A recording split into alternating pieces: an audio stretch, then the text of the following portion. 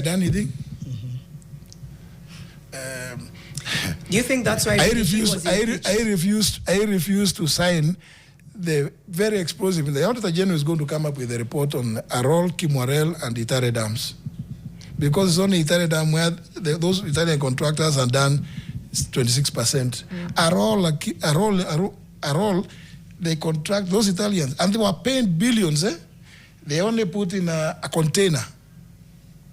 In Kimwarer, nothing has ever happened because even the report that came, it has a faults underneath. You can't do it. We can't do the dam there.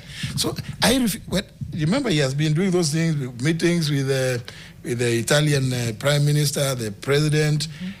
On 3 occasions, I was invited to accompany the team, but I had read the files, and I just felt, no, it's not possible. And then Head of Public Service writes to me a letter that the delegation which is going to go there is going to be led by Adil Kawanja, which is one of those very close friends of the President, the chairman of Safaricom Limited, and then the then DPP, Nurdin Haji, and the former Solicitor General. I assigned some other state councils. I said, what is this? But the country is losing, or has lost actually, over 38 billion shillings. And they still, later they wanted me to sign. I said, I cannot append my signature, not on this. Can you substantiate all of these allegations that you're making? Fortunately, I have them on record. You have paper trail? I have paper trail. You know, I knew what I was doing, contrary to what William Ruto may have thought. I am not the kind of person that I keep records, and I have all of them, in fact, on soft. Okay. As Gabi is saying here, invite him another time because I can't even work. I'm just listening to him explain things. We have about 10 minutes. Mariam, there was a question about... Oh, sorry, you're going to ask something. No, it's just the level of, like, rot that you're exposing is quite high level. It's deep-rooted, deep-seated. Some people would be, you are privy to it. It's only now from the outside that it's a problem. Yeah, he said it's because he's a gentleman. Yes, and you said it's because you're a gentleman, but it's hard not to question. Yeah. But you know, like now that one, Arror. Yeah. You know, it is so obvious the Auditor General is going to find out. That's the appropriate office. Yes. But because I'm sure the Auditor General is going to ask what was the opinion of the Attorney General. But were you also, didn't you advise around taxes and SHA? Were you part of, in a sense, the rot that you're exposing? Let me tell you about this, not just SHA, the 4 laws. When the cabinet memo was brought to us, one morning we were in Kakamega State Lodge for a cabinet meeting by Nakumicha. She brought me like this. I told her, what is this? I cannot sign a cabinet memo just like this. This is not the way to go about it. She told me, CS National Treasurer has already signed. I said, it doesn't matter. She ran to the President, who was then with his Deputy Rigiji at Kakamega State Lodge. Then they called me, and I go and said, I tell them, you know, we cannot do cabinet memos this way. The cabinet, even the cabinet secretary, even the AG, it's not just the AG, it is the office. There are people, and I told you, various departments who have to check through. And it's a lot of consultation. Occasionally, you will sit about 3, 4, 5 people, and I want to know, why did you arrive at this? Why did you yourself, why is it you prefer this? So that we come up with sound legal advice. Now, I'm told, sign. So when she went and reported the President and his deputy, I told them, no, you know what?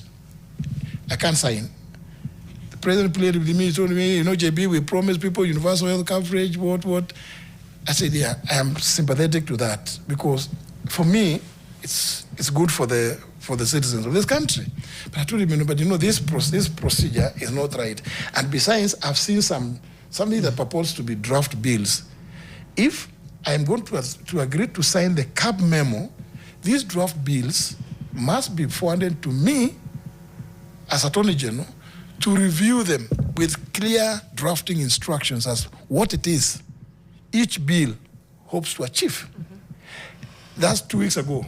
When this is the process of interviewing chairperson for the IEBC, There's a lady who actually admitted. She's called, she said her name, Wajiko Manegene, one of the candidates. She admitted, you can check, that she says among the consultants she has done with the government, is that she is part of the team that drafted the health laws. And she was asked, then you drafted? She said, yes. And after that, where did you take them? We took them to Parliament. You know, took this, for me, I think it came as a surprise, because I was going to I was still going to reveal to the world that I never took part. But she actually did it for me. That I kept telling people those bills did not come through the AG's office.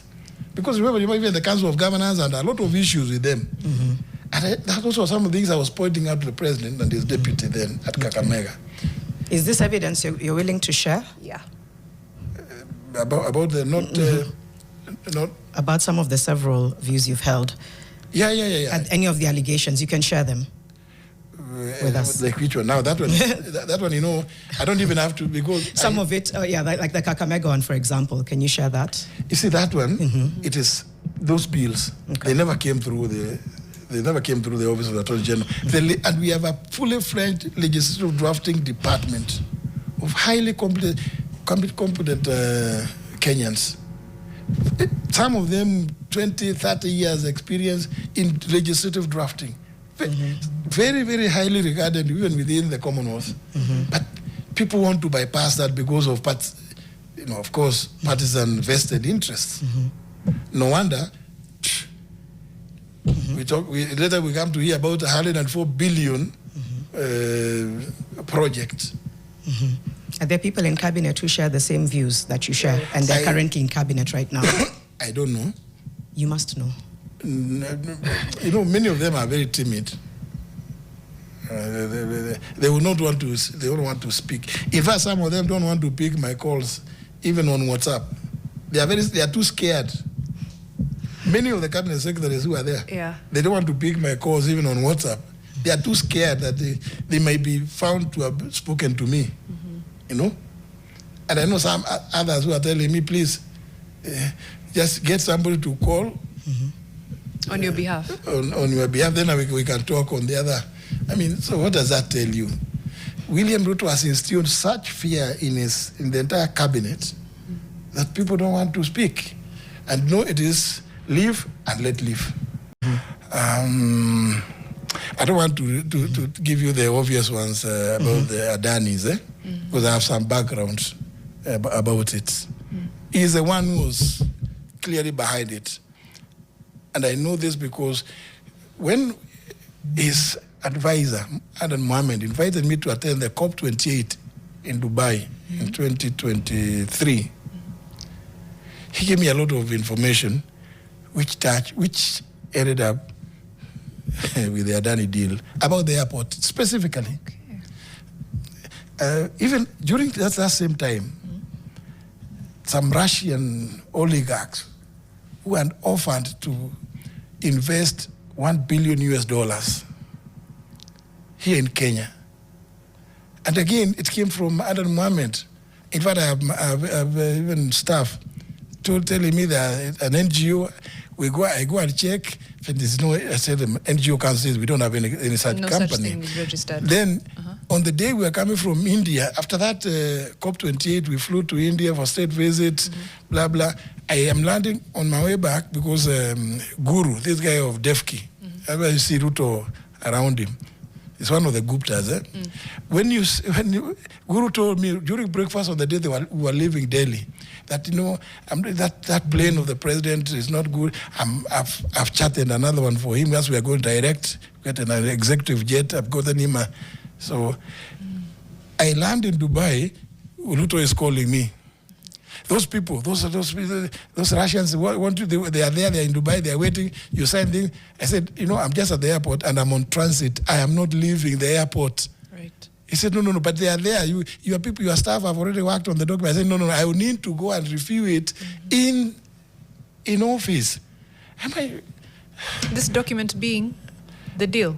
The deal. They were purporting to give a grant of $1 billion to grow allegedly 3 billion trees towards the 15 billion. You know, William Ruto, whenever he comes up with a program, it's for money making. For him, it's for money making. Now, I come and tell them, you know, they bring me an MOU. I tell them, and I remember I spoke about the MOUs. Yes. I told them, no, it came from the Minister of Environment, which they pushed through. Mm-hmm. I tell them this thing, the $1 billion can only be by way of a grant, but it cannot come directly to the ministry because under the PFM Act, Section 47, it can only go through the National Treasury. Mm-hmm. They are trying to avoid that money going to the National Treasury, and it's money coming from abroad. Right. I mean... And you're being asked to sign in an airport. I'm being told to sign at Dubai Airport, and there's William Ruto calling me directly, you know,